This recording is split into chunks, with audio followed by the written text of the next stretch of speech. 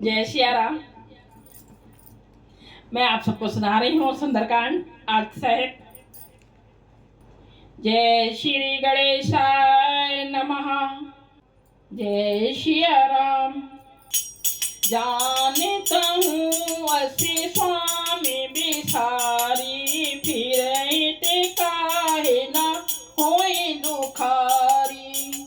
ए विधि कहते राम गुण गामा, से बाके बेसामा।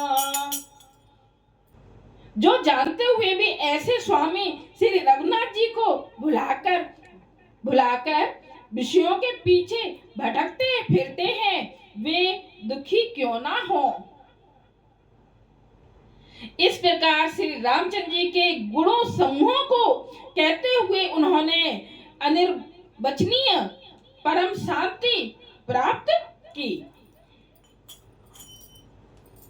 पुण्य सबे कथा विभीषण कही, जे विधि जनक सुतात रही। तब हनुमंत कहा सुन भ्राता, देखी चहूँ जानकी माता। फिर विभीषण जी ने श्री जानकी जी जिस प्रकार वहां लंका में रहती थी वह सब कथा कही हनुमान जी से।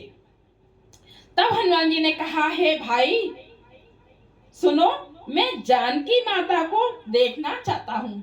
ये हनुमान जी ने विभीषण जी से कहा कि मैं सीता माँ को देखना चाहता हूँ। जुगत विभीषण सकल सुनाई, चले उपवन सुत बिदा कराई। करे सोई रूप गए पुण्य, तेवा बन अशोक सीता रह जेवा। विभीषण जी ने माता के दर्शन की सब युक्तियां उपाय कह सुनाई, उन्हें सारी बातें कह सुनाई हनुमान जी को। तब हनुमान जी विदा लेकर चले। फिर वही पहले का सा मशक सरीखा रूप धरकर वहां गए जहां अशोक वन के जिस भाग में सीता जी रहती थी वहां पहुंचे हैं। देखे मन ही महु कीन प्रणामा, बैठे ही बीत जाते निस रामा। कृष्ण तनु शीस जटा एक बेनी, जपति हृदय रघुपत गुण श्रेणी। सीता जी को देखकर हनुमान जी ने उन्हें मन ही मन में प्रणाम किया। उन्हें बैठे ही बैठे रात्रि के चारों पहर बीत जाते हैं। सीता जी को बैठे बैठे चारों पहर बीत जाते हैं। शरीर दुबला हो गया, जटाओं की एक बेणी लट है। हृदय में श्री रघुनाथ जी के गुण समूह का जाप स्मरण करती रहती हैं।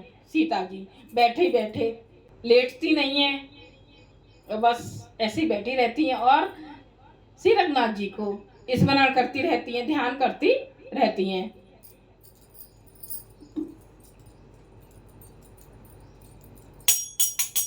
निजे पद नयन दिए मन, राम पद कमल लीन। परम दुखी भा पवन सुत, देखे जानकी दीन। श्री जानकी जी नेत्रों को अपने चरणों में लगाए हुए रहती हैं, ऊपर नहीं उठाती हैं नेत्रों में, बस अपने चरणों में ही लगाए रहती हैं। नीचे की ओर देख रही है और मन श्री राम जी के चरण कमलों में लीन है। जानकी जी को दीन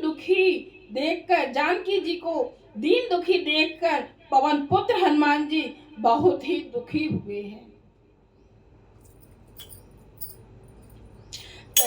पल्लव महु रहा लोकाई, करई विचार करो का भाई। ते अवसर रावण तहु आवा, संग नारी बहु किए बनावा। जी वृक्षों के पत्तों में छिप रहे हैं और विचार करने लगे कि हे भाई क्या करूं, इनका दुख कैसे दूर करूं। हनुमान जी कह रहे हैं मैं क्या करूं और इनका दुख कैसे दूर करूं। उसी समय बहुत सी स्त्रियों को साथ लिए सज धज कर रावण वहां आया। बहुविधि खल सीतै समझावा, सामदान भय भेद दिखावा। कह रावण सुन सुमख सयानी, मंदोदरी आदि सब रानी। उस दुष्ट ने सीता जी को बहुत प्रकार से समझाया, साम दान भय और भेद दिखलाया। रावण ने कहा हे सुमुखी, हे सयानी, सुनो मंदोदरी आदि सब रानियों को।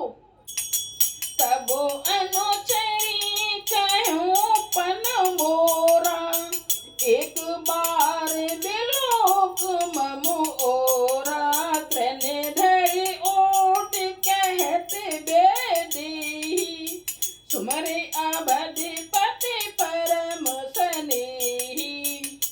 मैं तुम्हारी मंदोदरी को मैं तुम्हारी दासी बना दूंगा, यह मेरा प्रण है। तुम एक बार मेरी ओर देखो तो सही।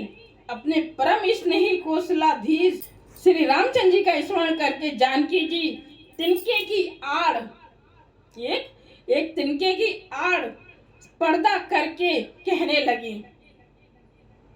उन्होंने तिनके का ऐसे आड़ किया और ये हम सबने देखा है सीरियल वगैरह में तिनके का आड़ करे हुए हैं।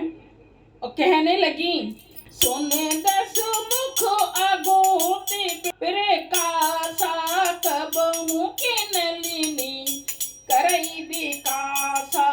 असमन समझ कहत जानकी, खल सुध नहीं रघुबीर बान की। हे 10 मुख सुन, जुगनू के प्रकाश से कभी कमलियां खिल सकती हैं। जुगनू की कितनी रोशनी होती है, जरा सी इतनी सी रोशनी होती है, तो क्या उससे के कमल खिल जाएंगे।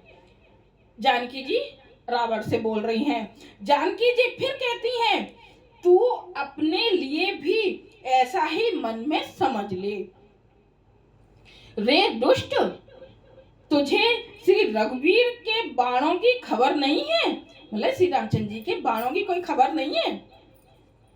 आपो ही सुने अघोटे सम, राम ही भानु समान।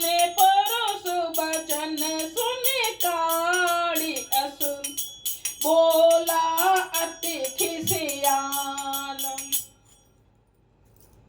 अपने को जुगनू के समान और श्री रामचंद्र जी को सूर्य के समान सुनकर और सीता जी के कठोर वचनों को सुनकर रावण तलवार निकालकर बड़े गुस्से में आकर बोला। क्या बोला आगे सुनो। सीता में मम कृति अभिमाना, कटी हूँ तब सिर कठिन कृपाना। नाहे तो सपदि मानो मम बानी, सुम के होते नता जीवन हानि। सीता तूने मेरा अपमान किया। रावण सीता जी से बोल रहा कि तूने मेरा अपमान किया। मैं तेरा सिर इस कठोर कृपाण से काट डालूंगा, नहीं तो अब भी जल्दी मेरी बात मान ले। नहीं तो तेरा सिर काट डालूंगा और नहीं तो अभी भी बात मेरी मान ले। हे सुमुख, नहीं तो जीवन से हाथ धोना पड़ेगा। रावण बोल रहा है सीता जी को। श्याम सरोज दाम सम सुंदर, प्रभु भुज कर कर सम 10 कंधर।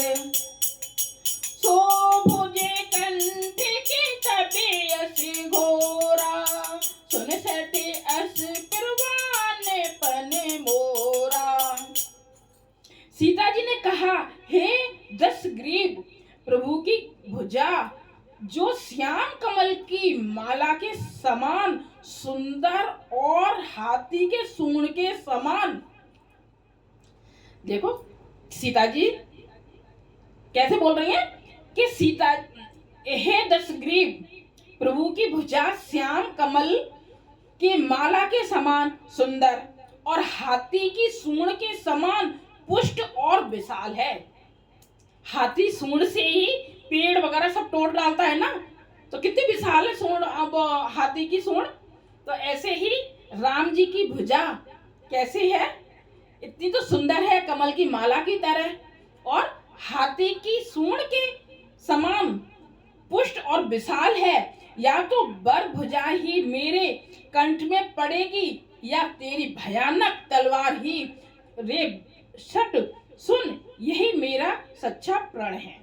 चंद्रहासे हरो मम परिताप, रघुपति बिरहे अनल संजात, शीतल निशत बहस भर धारा, कैसी ताहरू मम दुख भारा। सीता जी कहती हैं, हे चंद्रहास तलवार, श्री रघुनाथ जी के विरह की अग्नि से उत्पन्न मेरी बड़ी भारी जलन को तू हर ले। हे तलवार, तू शीतल तीव्र और श्रेष्ठ धारा बहाती है, अर्थात तेरी धारा ठंडी और तेज है, तू मेरे दुख के बोझ को हर ले। सुनते बचन पुण्य मारन धावा, मैं तनिया कहीं नीति बुझावा, कैसे सकल निश्चरण बुलाई, सीत ही बहु विधि त्रास हो जाई। सीता जी के ये वचन सुनते ही वह मारने दौड़ा। तब माया दानव की पुत्री मंदोदरी ने, किसकी पुत्री? मैं दानव की पुत्री मंदोदरी ने नीत कहकर उसे समझाया रावण को। तब रावण ने सब राक्षसियों को बुलाकर कहा कि जाकर सीता को बहुत ही प्रकार से वह दिखलाओ, मतलब उसको डराओ, सीता जी को डराओ। मां से दिवस महु कहा न माना, ओ में मार बिकार कृपाना, यदि महीने भर में यह काम ना माने तो इसे तलवार निकाल कर मार डालूंगा। भवन गयो दस कंधर, यहाँ पिशाचिन वृंद, सीता ही त्रास दिखावई, धरई रूप बहुमंद।